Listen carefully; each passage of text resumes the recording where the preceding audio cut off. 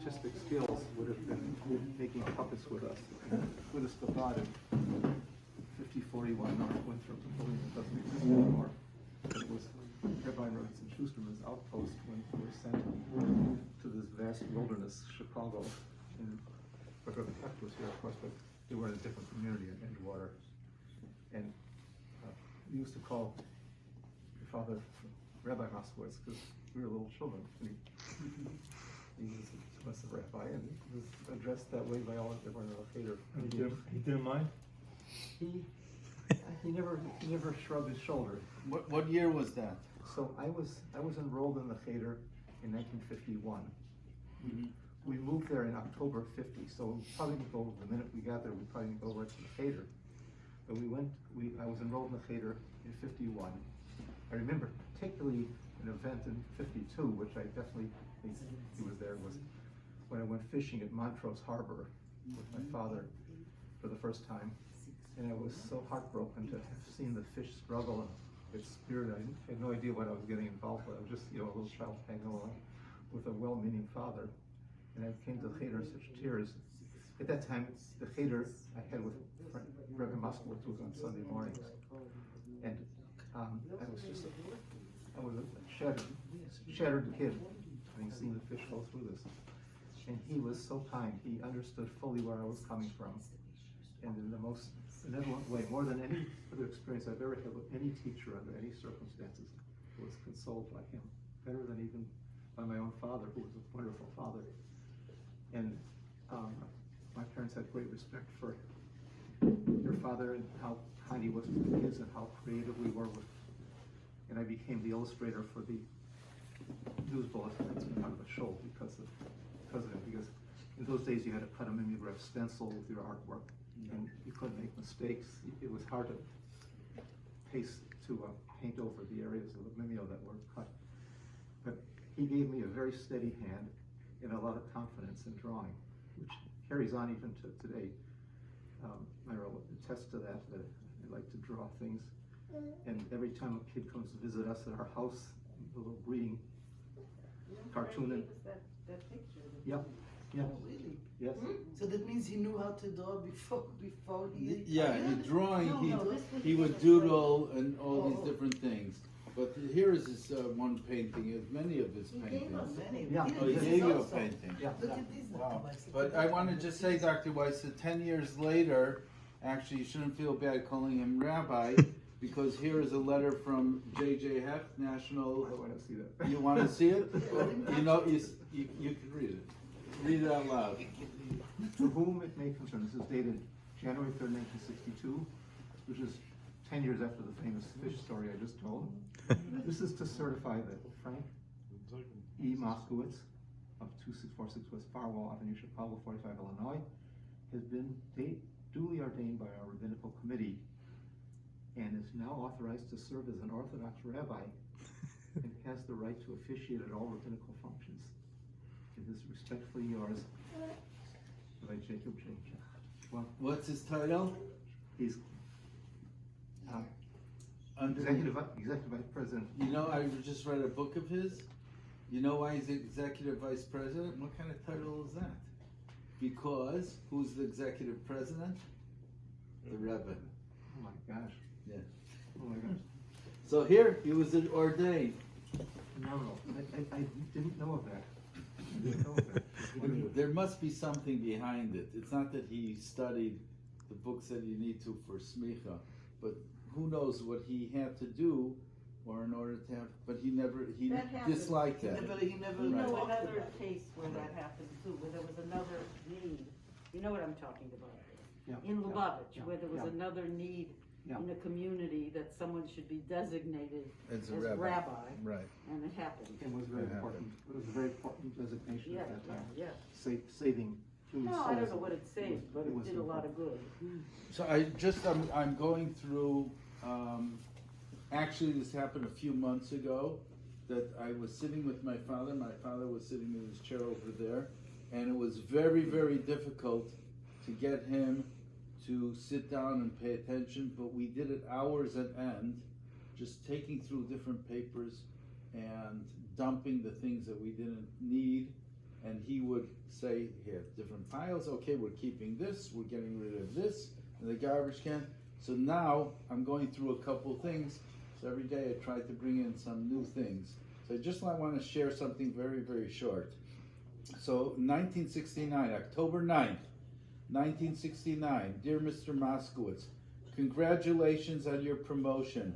If I could be of any service to you, but basically it was a promotion to become a principal. Board of Education has approved your appointment to the principalship of the Gershon Elementary School, effective October 20th, 1969. So he became the principal. He would have passed the test many years earlier. He wanted to, but the problem was that the test was on Shabbos. Oh my gosh. So all of a sudden, there was an opportunity on a Friday downtown to take the test. I don't know how many people passed the first time, but my father was great in everything, horrific in math. I remember as a little kid, I was preparing for the test. 7 times 2, we had flashcards. 7 times 2, 6 times 3. 6 times 4, a little more difficult. I don't think he made it.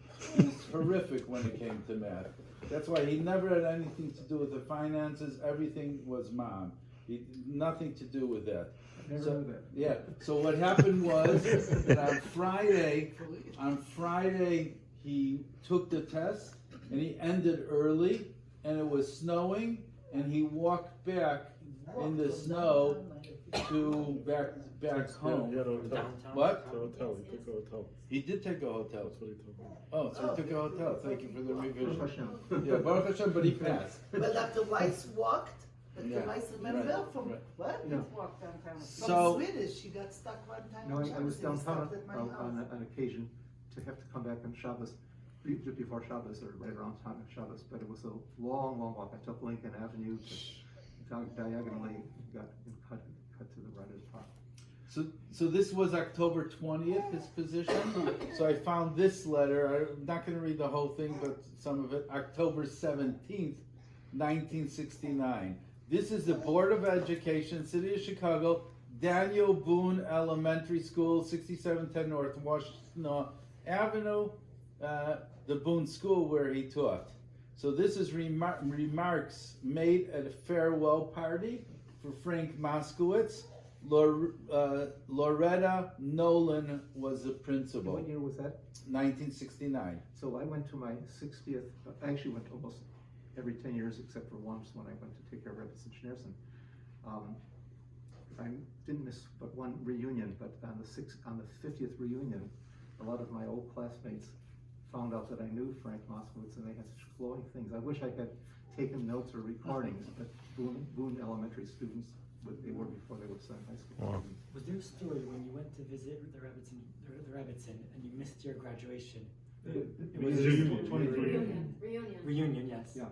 So the story is this, that the Rebbe always kept track of what I was up to, and the Rebbitzin, whom I spoke to, She really did. she kept close to Like how the Cubs were doing? how the Cubs were doing. But they were also very interested Whether in Chicago. how I was tied with my class. They said, were you popular in class? I said, I was, relatively popular, and I look forward to the reunions. And they were very excited that I was going to my 20th reunion. I was just 4 years on the case of the Rebbe. The Rebbe got sick in 77, and this was 1981, my 20th reunion. But I heard on a Thursday, going into that weekend, when the reunion was going to be Saturday night, Sunday, I heard from a phone call I got from Dr. Feldman, Dr. Bob Feldman, that the Rebbetzin was not feeling well, and she was having trouble even focusing on reading, and she was an avid reader. And everyone could see that she was kind of languishing, and it was not the Rebbetzin.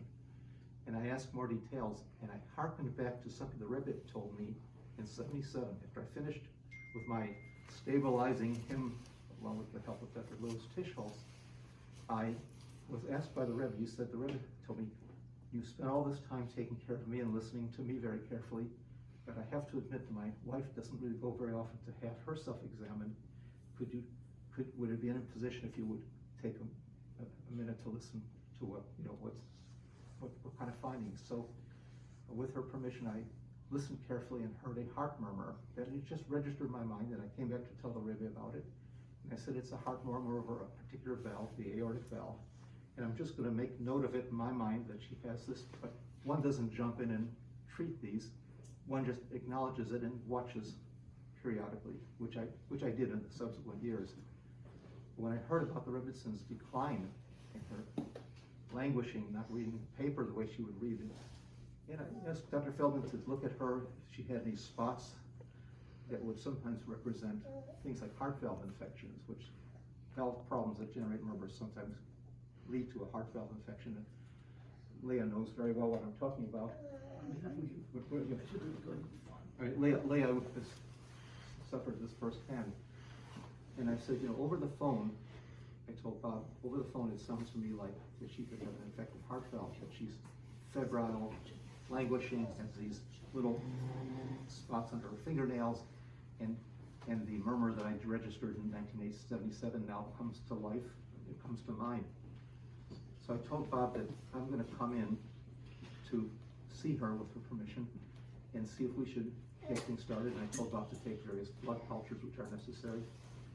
Unfortunately, some local physician before that had given her an antibiotic loosely, which makes it very difficult to get any positive blood cultures. Cultures turn negative, even if it's not the most direct treatment. So tracking this down became suddenly very hard. And the Rebbe heard about it. He said, Dr. Weiss shouldn't come in now. He's going to go to his reunion. And when he's through with the reunion, he can come in at the beginning of the week. He certainly has permission to come in. But he would recommend I go to the reunion first and then go from there. I decided, it was right on the late Friday afternoon on the eve of Shabbos. I said, I'm making my own decision that she's doing poorly and she's febrile. I really got to see this without delay. So I'm not going to listen to the Rebbe. I think no one in the room would have done what I did. And I worried about it. But I said, I just know that it's a better wisdom to come in, the sooner the better, because if something major breaks off this heart valve, if this is what it's wrong, it could really be irreversible. So I caught a plane, I landed, it was already Shabbos, and with the help of the people on the NTA in New York, I was able to negotiate rides on the bus to Jackson Heights and took the subway system to downtown Manhattan and transferred to the number, whatever it's 1 or 2 or 3 train, and got to Crown Heights, and I walked over to President Street, and there weren't many people in the street. No one knew anything was going on with the Rebbitzin. And I went up to President Street, and it was about 9:30, 10 o'clock, already quite dark. And I knocked on the door, seeing such a big place. I'd never really been much in the homes to know exactly how the door is handled on Shabbos. But there was Chesed Halberstam standing at the door waiting for my knock. And I opened the door, there was the Rebbe, fully in his Shabbos garb. Not his evening, relaxation clothes or going to sleep clothes. And he was waiting there. Next to him were piled 4 little Siddurim, the new translations of Tilas Hashem in the miniaturized version. One for my 2 daughters. I had 2 daughters that this was before my 3rd daughter was born. One for me, one for my wife. And he was greeting me. In other words, he read my mind completely and even had it timed out pretty well. He was waiting there. He said, the Rebbitzin is upstairs and she's certainly anxious to see you. And we made the diagnosis of endocarditis. Did they tell you to make Kiddush first? No, that was when I first talked to the Rebbe. The Rebbitzin became me to make Kiddush because my friend Dr. Tischholz came in heroically to save the Rebbe's life. He was the real hero in 1977. Because when I made a phone call to him, he got right in there. And it takes 4 hours to get from here to New York. Consider how I had to wait for the bank to open for the cash for the ticket and all that kind of stuff. You meant to say 10 hours it takes from here to New York. Now maybe it's longer. Now it's longer. I could get in within about 4 hours, even with having to wait for the bank to open. So we'd have a credit card. So they were anticipating your anticipating completely, and I was explaining this to the Rebbe, and to the Rebbe said I couldn't quite communicate this so easily because she was so ill. And Bob Feldman, in a saintly manner, did things when you told him to do it. He would do it really very carefully. He had to go 4 times a day to infuse the penicillin that was used for this treatment. And the Rebbitzin was a slender, frail lady with not big veins. And running an IV in like this 4 times a day in the middle of your busy practice schedule wasn't exactly easy for Dr. Feldman, I'm sure, but he never complained. He just, Oh, you mean they didn't leave the needle in? They just no, we really, and I still do, I believe in steel needles. They're so clean, they go right in, and they go right out, and if you done carefully, it doesn't leave a mark. And what's better about them is that they don't introduce the potential for indwelling catheter infection, which actually is a technical problem. I even had, when I surgery, I had a problem with an IV that was just really, really nasty, and I said, gee, I remember the medicine just went in, went out, and by the end of the 6 weeks of therapy, it's a long period of therapy, we could see that she was totally herself again. And it was so important for her to have had this intervention, and of course from the Rebbe, because Rebbes and Rebbe were one and the same. Dr. Weiss, if I can ask you, Sorry, if just- you, There's more to the story. There's more to the story. Oh, there's more to the You didn't story. finish the story. I didn't Oh, finish, I didn't, what, I don't wanna. Yeah, go ahead, I'm We're sorry. talking about Frank and I, but I would just say that one of the outcomes, the Rebbe was very concerned that I had lost my reunion. I said, Rebbe, they put out a little book about all the classmates, everyone submits a page about themselves, and I can read about it and then even make a couple contacts and calls. The Rebbe said, well, how many people are usually in the book? He said, well, the class of 500, maybe 300 participate in the reunion and half of them put in the page, about 150, 200 pages. He asked me as a favor to him if I could read every one of those pages. Wow. I said, but some of the people I don't know that well, Rebbe, but he said, please, on my request, read every one of those pages. You should read to him out loud? Not to him. himself. See Oh, what Because each he one missed the reunion. Oh, you should read it. see what he, Right. see what he, Part of it, like see what read each the one, morning what sound. each one's doing and all this.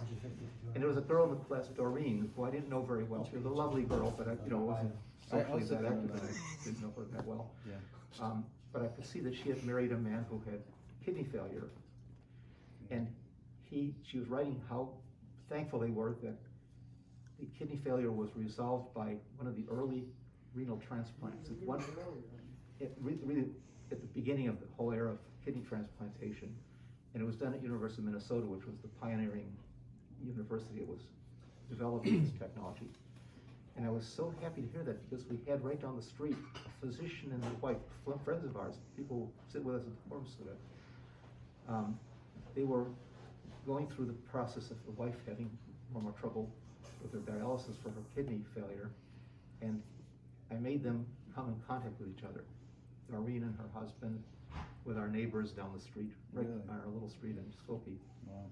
And it became a very strong bond between the two of them. I think they gave each other loving support, which was extremely helpful in the early days. And thank God, even though our friend is getting frail now, he's 40-something years late, 42 or 3 years later, she's still our neighbor. The couple still down the street from Yeah, us. 40 years. Because the Rebbe told me. This all happened because the Rebbe This Wow. came out of this one thing. I hate to take away from talking about your dear father because I just wanted to ask that a few months ago, Connie and I was with my father on a Friday night, and he must have been talking about 45 minutes, and he used a lot of technical jargon that we didn't understand about his very complicated surgery in Milwaukee. And if you're familiar with that, and again, you used the words pioneering, and it was a very, complex surgery. Are you talking about his Dudley Johnson? A nice, 1981, 80, 81? Yeah. Yeah. Yeah, before me, right after our wedding. Johnson, Who was Dudley Johnson?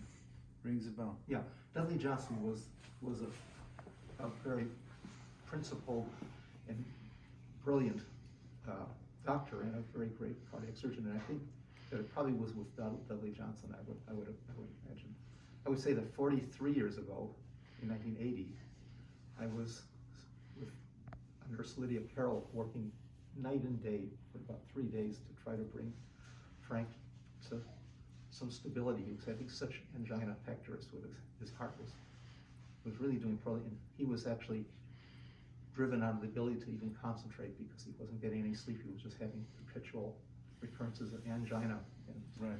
Didn't they have them in the ICU with the lights on all the time? And they had that, they didn't run the ICUs, they should have at all. And it was a very, very trying period. I said, as being my teacher, and he's falling in front of me like this, and we can't stabilize him.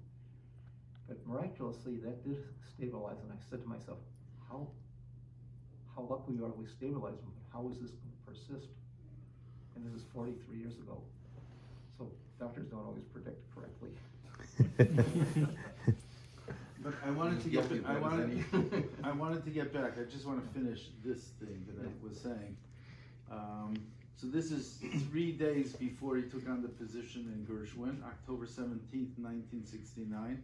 Loretta Nolan was the principal at Boone, and she marked down some remarks she made at the farewell party for Frank Moskowitz. And I thought it was really interesting. There's one point that everyone will get a kick out of that I totally forgot. Here I am being mother hen, losing one of her chicks again. Only this time he's going to a new barnyard to be the head rooster. This is the principal of Boone. There are many things that we could say to Frank at this time, but one in particular comes to mind. That is the 17 years he spent at Boone. So you could say it's like the toiv that he spent at Boone. The 17 good years. You cannot spend that much time and share so many wonderful relationships without leaving a piece of your heart when you go. A part of you will stay here with us. We probably can say that Frank spent the formative years of his educational career at Boone. He has grown in many ways, intellectually, emotionally, and even physically, I may add. You added that, Okay. I did not add that. I did not make it up. He sometimes adds and he wants to see. Yeah. Not adding anything there. No ad-libbing. Frank has learned a lot and will undoubtedly be able to apply these many things in his new school. He has given a lot to. He will also take with him his special talents. I can hardly wait to find out the reaction of the Gershwin group when he sings A Sola Mia in Go. Go ahead. That's something that I totally forgot about. A sola mia. The lyric opera enthusiasts will undoubtedly be thrilled. Now we would like to share for many special things in your future, Frank. I'm sure that you are excited and maybe even a little anxious about your new position. We would certainly wish that you may have the wisdom, the courage, and that special help from above to be a fine principal. The job has become more difficult day by day, and I'm certain I speak for all of us when I send with our good wishes, our prayers, to help you toward everything wonderful in your future. All the best, Lori. And Laurie was at Boone. She was the principal at Boone. So my classmates at Sen talked about Frank Moskowitz quite frequently in a very positive My way. mother went to Sen. Ah, I did not know that. Yeah. She never told me. She didn't like it there. She Do you went to remember Purdue Solomon? afterwards. But yeah, she said most of the school was. Where did Cynthia, what neighborhood did she live in though? She grew up in West Rogers Park. Also, it was Rogers Park, because Yeah. we were like 6,300 like blocks. Edgewater, we were like people feeding us Yeah. from the eastern side. Her father was the president of Ner Tamid. Yes, yes. I don't remember him singing. I did. No, you never heard him take a shower.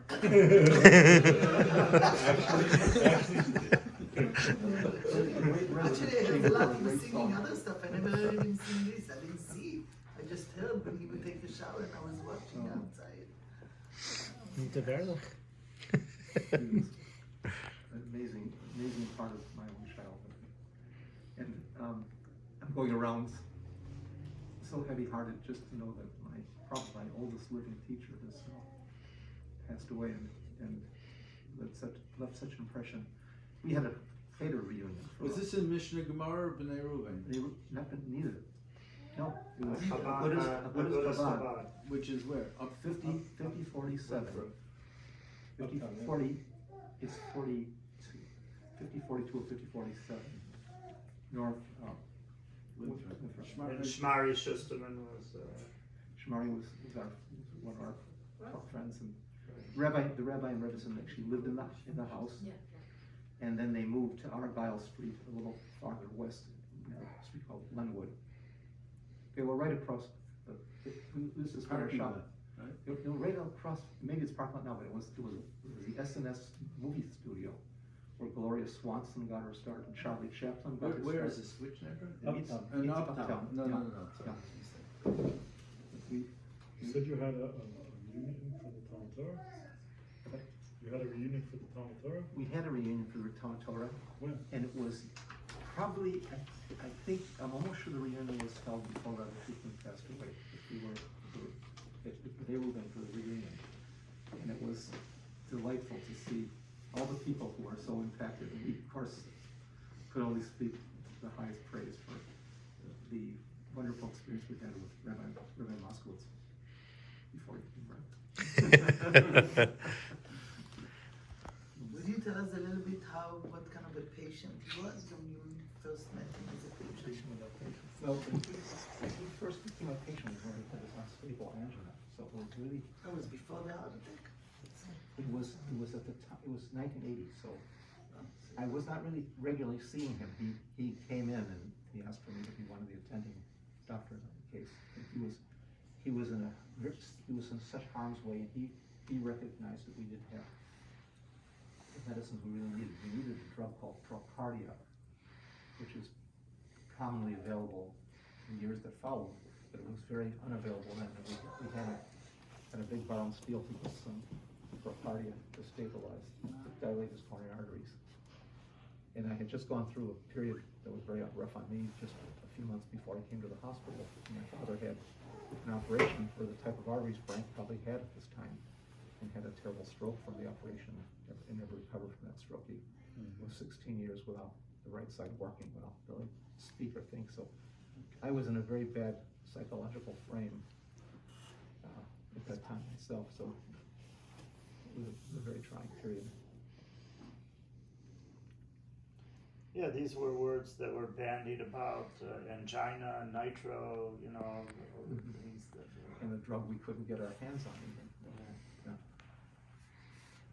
I think it hadn't been fully approved or something. It was a whole complicated mess to get hold of the medicine that we needed.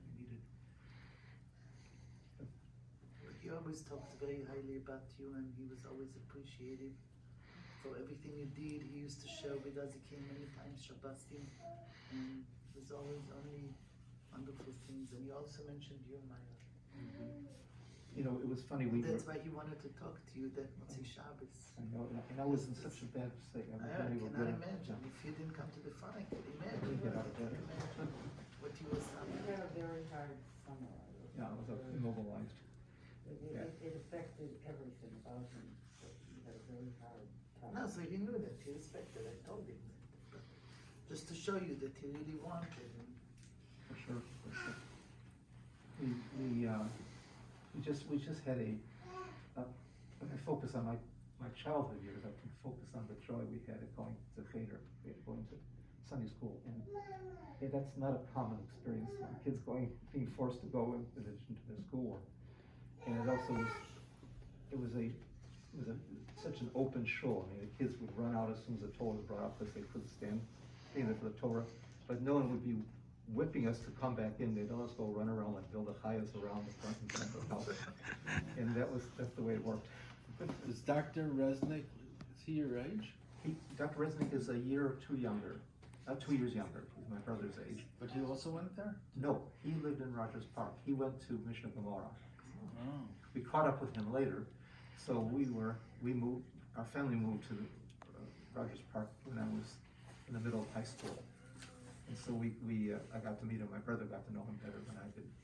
Where did you live in Rogers Park? On Campbell Avenue there, Glenview. Campbell. Wasn't Rabbi Schusterman, didn't he move to Campbell? Rabbi Schusterman lived on Whipple. No, before that. That I don't know. I think it was Campbell. Yeah, I didn't. Later in Albany. Later on, Albany. First was Campbell. I'm There's almost. shows up. You verify the Shema. Right. And he lived in Albany. You could verify the Shema. Doesn't matter. So when he moved out of the uptown neighborhood, we were still in uptown and we were still going to the show. So Dr. Weiss, did you ever meet Rabbi Hecht? I did. Oh, you did? I used to go with, I met him after we were married, we used to go to Farbrengen's at his house. Shout- We had friends, when we first moved here from Boston, so our friends were the Goldbergs. David Oh, yeah, David Goldberg. Gail. David and Gail rest in Goldberg, peace, yeah. and David. And they were very close with Rabbi Hecht, and he used to have Farbrengens and Skokie in their house, and bring people, and they were the first people we knew. So they invited us to those Farbrengens, and I think that's how we first met him. Yeah, You were very good Mrs. Hecht. I took care of her. Wow. She and Rickson Schusterman taught at the little school in At Skokie Skokie Valley, Valley. had a Hebrew That's school, right. like The two of basement. them used to teach there. Yeah. She had a voice, Mrs. Hecht, that sounded like a young girl. Did you any of you ever meet her? Oh, yes. When she was 60, she sounded like she was 20. She had like a very young girl's voice. So when she would call on the phone, you wouldn't know this was a Rebbetzin. Hi, is Dr. Weiss there? And you'd think it's some young person calling. She always said, that was so remarkable about her. 'Cause she- Your husband also had that youthful appearance. Long way ago. Useful, how about humble? One time we were in the hospital and all of a sudden I see him biking to the hospital. Remember I met you? And I'm like, what? He's biking to the hospital? You know, he bikes That's why the everywhere, Rickson but kept track of the weather, to probably want to make sure I had a safe bike ride. We were there in '77 when the Rebbe had his heart attack. And, you know, I was actually familiar with the doctor. I was coming from Miami, and Dr. Winch, Oh, yeah. you remember that He was part of, I think.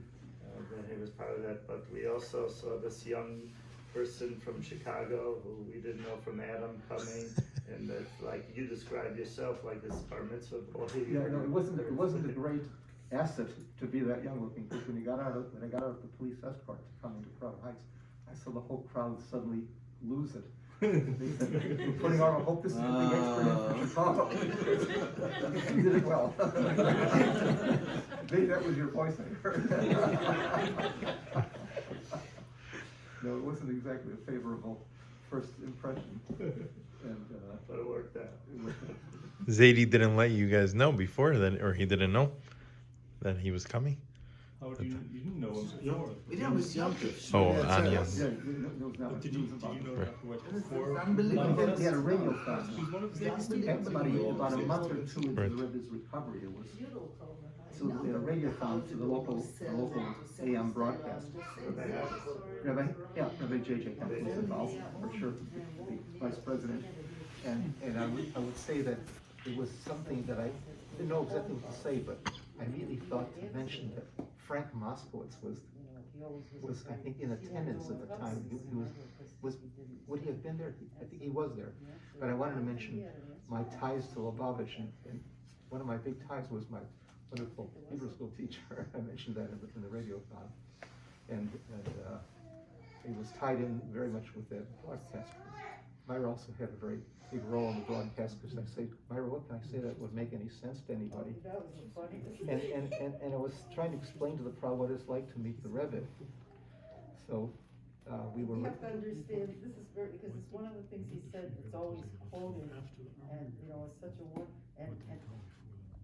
but I wrote it as where I was so mad. You can't understand how mad a young woman is. I'm from a family of Litvische Misnagdim. And the most misnagdim you can ever meet. There is no photograph of my grandfather, because he thought it was a Selim, and you just didn't make photographs. So very misnagdish family. When Rabbi Fogelman, may he rest in peace, moved into Worcester, my Zeta was not a Zos, but my Zeta was among the group of frum Jews who went and changed the locks on the door to lock this young couple out of their house. They didn't want them. He said there are misnagdim and mishagoyim. That's how he described the Jews. So that's what I come from. And My husband disappears and leaves me with a 3-month-old child that never slept. He cried for 2 years. And a 2-year-old. And I'm alone in the house. There were no such thing as credit cards. We had one card. He took it to the airport. Oops. And I was You didn't know where to park it. diapers. I mean, That was it such a was hurry. Yom Tov. All right. So, and then he stayed. He didn't come back. He lost his job from it. You know, and I was just as mad as a 30-year-old woman can be. I mean, really mad. And then he calls me. He's on the way there. I need to write a speech. I'm a very good writer. That's, you know, I say that. That's the thing I can do. Some people do that. I can't do math either. I cannot. So he said to me, you know, how do I describe it? I said, well, you say it's like when you approach a mountain. Because from the distance, a mountain looks like a mountain. It looks big enough. But as you approach it, it looks bigger and bigger and bigger, like you can't even take it all in. So it was a great image. Yeah. And he used it. We And actually, then it was as a quoted, newly married he couple, quoted. before we had children, we used to ride to the White Mountains. And Myra wasn't used to mountains, and I said, as you get closer, you'll see that it gets more amazing the closer you get. And I said, this is in contrast to my experiences at the Massachusetts General Hospital, which is a magnet for all the big people in the world to come, if they own the country, and if they come in from this part of the world. And I said, the closer you got to these big people, the more discouraged you were about what they really were like. You know, bricks and mortar, when you got up close to And it. also the images in general, Play when you're in feed and- 2nd grade and they say, and all the kids above you say, oh, 3rd grade is so hard, you know? And then you get there, you know, usually when you get to something that seems big, it's conquerable, or it's smaller than you thought. But this is like a mountain, the closer you get, the bigger it is. And that was my experience with the Rebbe, you know, you come closer to the Rebbe, and you're hearing all kinds of great stories about him and people, you know, some of it well-informed, some of it a little less well-informed, but the overall image is that it's, you know, something that's not gonna really happen when you get that close to an important person, which was my experience at Mass General. If you're a head of state of some country, you get close and you see the old foibles of everyone else on steroids. and the Rebbe was, and the Rebbe's were just exactly the opposite. They were like more majestic the closer you got. And it's something indescribable. So I used my good vort and put it on that radio too. So did you ever reconcile things with your husband? We're working on it. You got it. Dr. Weiss, so when was the first time you met the Rebbetzin? The very first day you got the Well, Rebbe? Dr. Tischholz, who was the person I called, who was really the real hero Is on he the still case. living? He is. Wow. Oh. How old is he? He could be a good 5 or 6 years old. He probably is in his early 80s. Oh, okay. You know. And that was a miracle how you got a hold of him, a needle in a haystack. Yeah, that was a needle. That was definitely a needle. He said. And but he was truly fantastic. So he stabilized the Rebbe. And so the Rebbetzin, seeing me at the door, seeing me get this worried reception by the crowd in the street, she took me in for Kiddush first. She said, I want to assure you his blood pressure is good, he's talking now. And we make a quick Kiddush, and I said, Rebbetzin, I'm here to help your husband. Just meeting this whole situation for the first time. But she insisted I have the Kiddush. So we made Kiddush for Yom Tov. Which means it's theirs. Did you give me mashke or wine? What did you get? It was a night. It was Dayton, it was the next morning. Yeah. So it was a light wine, Light wine? not heavy, not really alcohol. You remember? Oh, I do. I'm sure he does remember. Can you remember? That's how he knows it was And like at wine. what point in your life you started calling you every night? When I came back to Chicago, I said, it's really, like abandoning the case, I have to really make sure I have someone who could tell me what's going on. And I know that she would meet with Rebbe every afternoon for 4 o'clock tea, even during the period of the confinement at 770 in our makeshift coronary travel. No.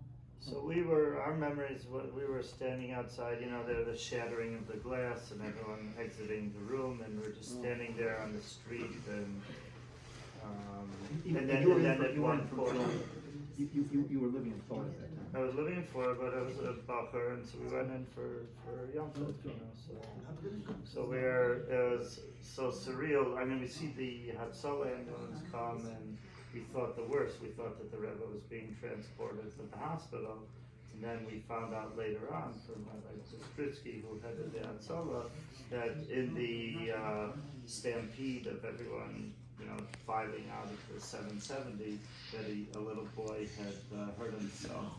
And so the stretcher was not for, you know, for the Rebbe, that was for a little boy. But you know, we had gotten word that the Rebbe said, if you want me to get better, so you better dance. And so we danced and we were crying, and that was something very surreal. But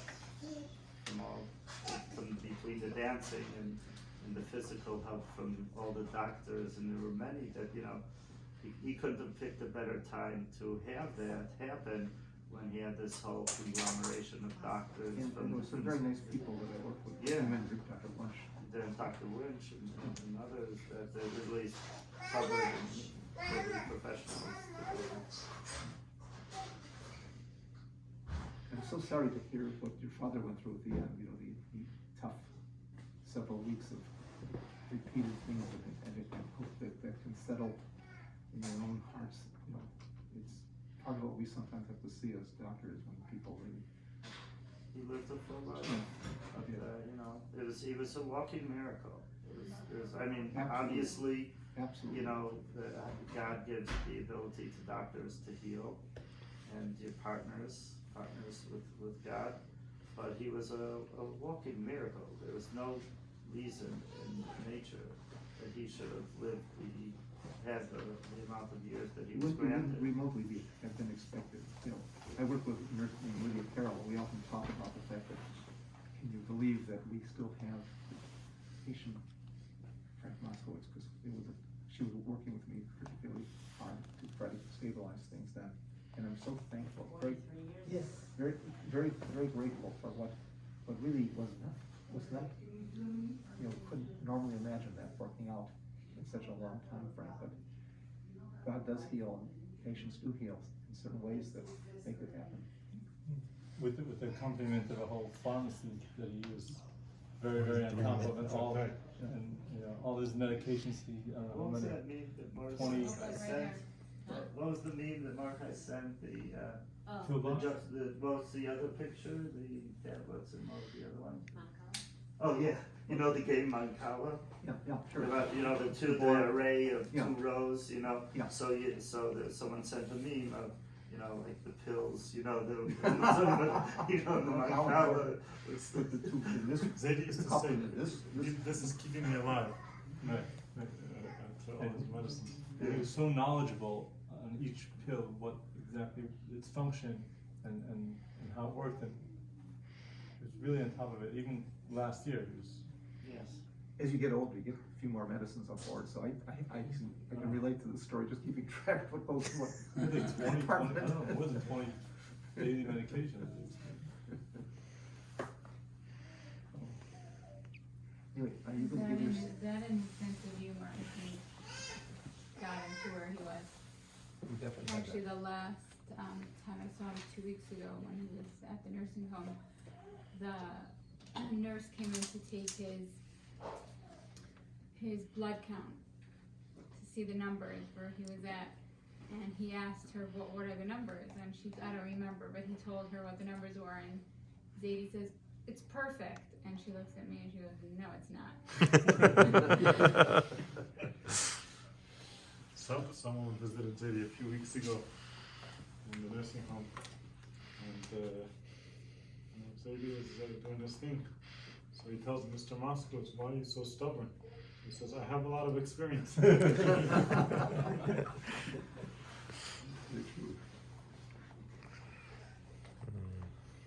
is very principled. Not as a principal, as a principal. Principal. And he set such a good example for my fellow classmates.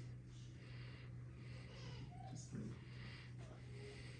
really, I wonder if they know about his later years and had a chance to see him, but I guess it would have required a special kind of reunion of people coming together to see. It would be something very special. Class WhatsApp group.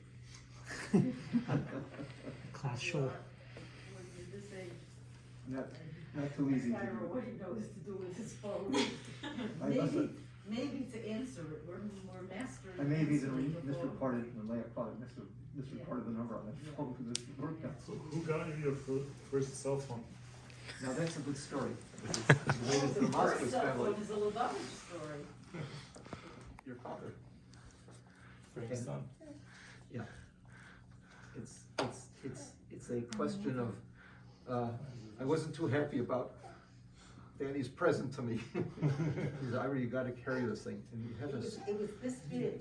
Yes. It weighed like It my looked like- a suitcase. You could only work in the car though. I don't remember. I had it carried with me, I commute by bike as was mentioned, but I had to carry it on my, linked to the handlebar with this case that it was in. Because they wanted him, it was And- Danny that told him? They wanted him always to be available just in case it was an emergency to hear from the Rebbe.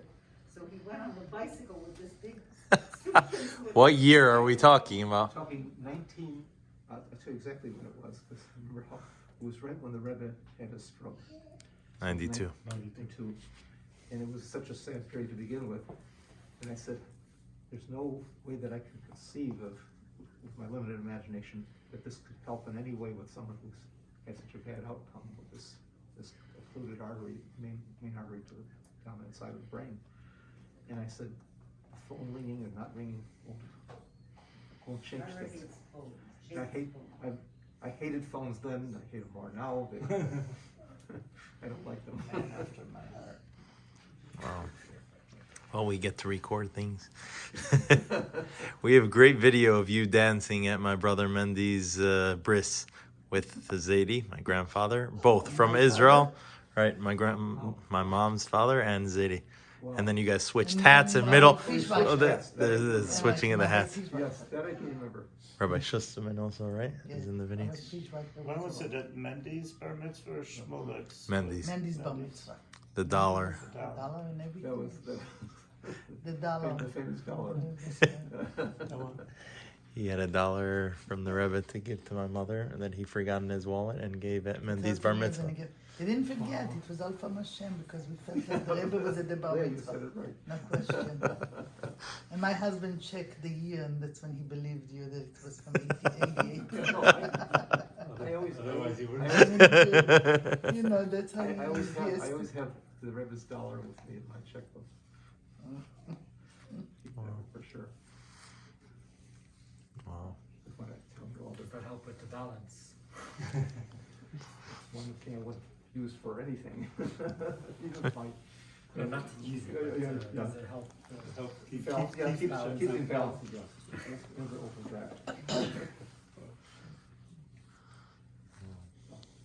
Hope you're giving yourself a chance to We eat should some give him food. a chance to Yeah. have lunch. I think you took your lunch break with me. Probably. It was so wonderful that you came. Yes.